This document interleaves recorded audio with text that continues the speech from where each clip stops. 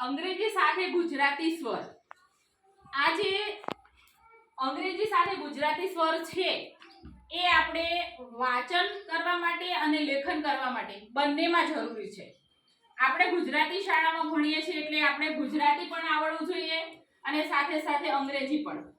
એટલે સીધું અંગ્રેજી શીખવા જઈશું તો થોડી વધારે તકલીફ પડે છે. એટલે આપણે આ રીતે લઈશું. એ તો એને અ બોલાશે, તો એ અથવા તો ડબલ એ એને આ કહેવાય.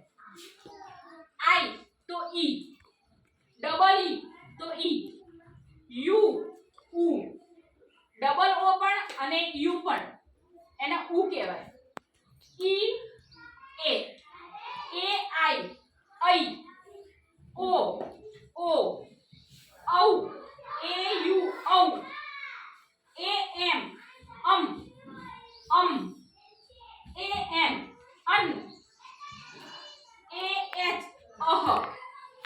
આ રીતે આપણે આજે સ્વર શીખીશું ને પછીના વિડીયોમાં આપણે વ્યંજન લઈશું.